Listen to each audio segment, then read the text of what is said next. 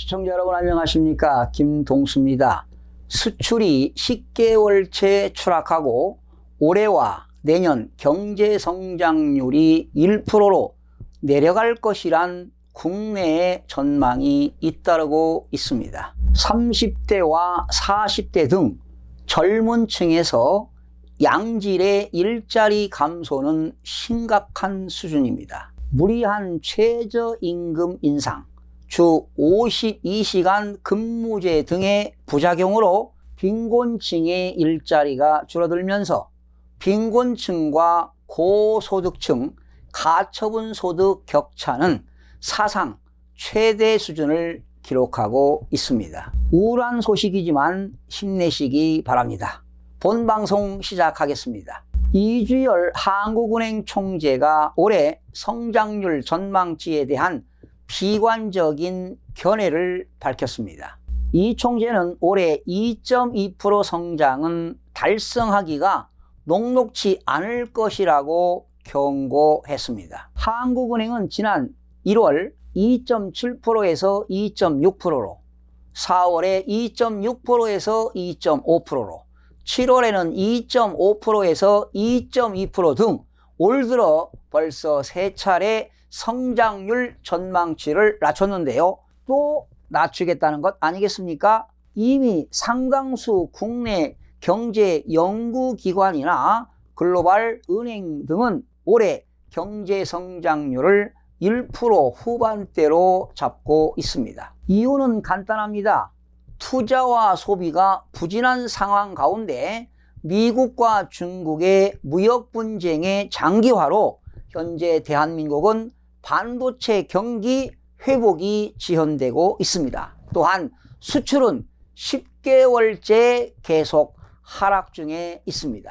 아마도 11월 하순경 한국은행은 수정 경제 전망 발표 때 성장률 전망치가 하향 조정될 가능성이 제기되고 있습니다. 통계청이 발표한 8월 산업활동 동향을 보면 생산과 소비, 투자가 5개월 만에 동반 상승을 했는데요. 정말 반가운 소식입니다. 소비 동향을 나타내는 소매 판매액 지수는 8년 7개월 만에 최대 증가폭을 기록했습니다.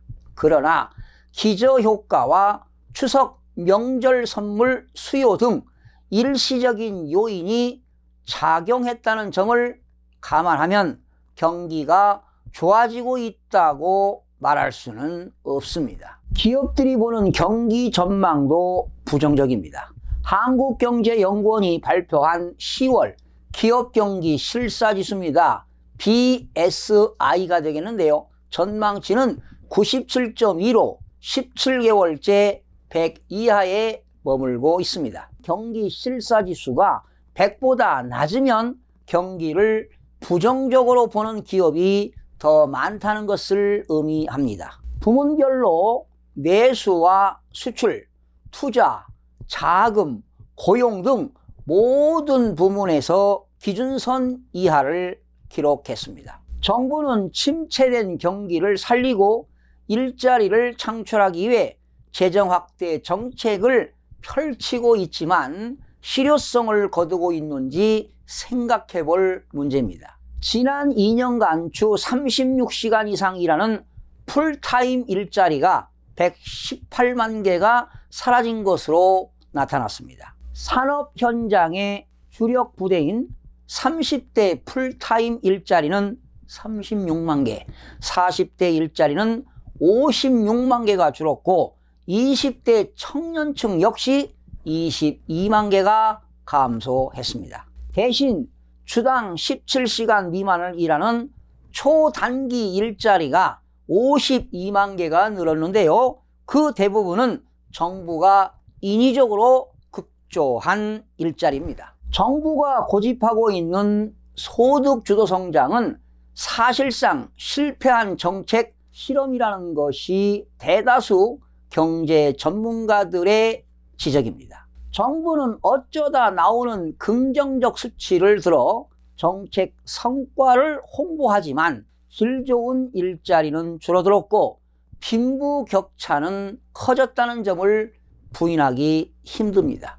우리나라 기업 소득이 2005년 이후 13년 만에 감소한 것으로 나타났습니다. 정부는 부인하지만 일각에서는 디프레이션 진입을 걱정할 정도로 경제 체질은 허약해졌습니다. 더욱 심각한 것은 경제 활력이 시들어지고 있다는 사실입니다. 특히 위기에 몰린 자영업 상황이 상가 공실률 통계로도 나타나고 있습니다. 최근 2년 사이 서울 강남의 주요 상권에서조차 빈 점포가 급증한 것으로 집계가 되었는데요. 서울 최고 상권 중 하나인 지하철 3호선 신사역 주변의 경우 2017년 1분기에는 공실률이 0%였지만 2019년 1분기에는 18.2%까지 치솟았습니다. 점포 5곳 중 한 곳은 비어있다는 얘기입니다. 서울에서 유동인구가 가장 많은 사당역 주변도 2017년 1분기에 3.2%에 불과했던 소규모 상가 공실률이 지난 1분기 현재 9%로 3배 가까이로 급증을 했습니다. 상가 공실률 증가는 일산 등 수도권과 지방에서도 정도는 다르지만 추세적 현상으로 확인되고 있습니다. 소규모 상가 공실률로 보면 2017년 1분기 전국 평균은 3.9%였으나 2019년 1분기에는 5.3%까지 높아졌습니다. 사정은 중대형 상가도 마찬가지여서 2017년 1분기 전국 평균 9.5%에서 2019년 1분기 무려 11.5%까지 상승을 했습니다. 상가 공실률 증가의 가장 중요한 배경은 무엇이겠습니까? 경제 불황 아니겠습니까? 그만큼 경제가 심각하다는 이야기입니다. 최근 2년여간 조세 및 부담금 증가로 가계 가처분 소득이 지속적으로 감소하면서 소비와 함께 자영업 매출은 위축된 반면 상가 임대료가 높아 기존 영업자가 영업을 포기해도 새로운 신규 진입자가 없다는 사실입니다. 소비 패턴 변화도 중요한 이유일 것입니다. 2017년에서 2018년 2년 동안 온라인 쇼핑 규모는 91조에서 111조로 22%가 급증을 했습니다.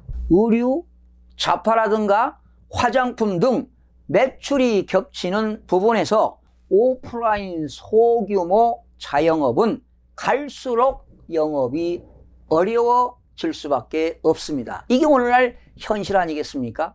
최저임금 인상과 근로시간 단축 등 정책 부작용 역시 비용 부담 증가를 통해 가뜩이나 어려운 자영업 상황을 극대화시키는 악재로 작용한 것으로 평가가 됩니다. 결국 정책 부작용은 중산층이 위축되고 지금 중산층이 무너지고 있습니다. 그러다 보니까 소득 격차가 심화되고 양극화가 심화되고 있습니다. 장사라도 하면서 살아갈 수 있는 길이 보일 수 있도록 보다 치밀한 자영업 지원 대책이 필요할 때라고 보여집니다. 자영업자 여러분 힘내시기 바랍니다. 시청해주신 여러분 대단히 고맙습니다. 열심히 하겠습니다. 내일 아침에 찾아뵙겠습니다.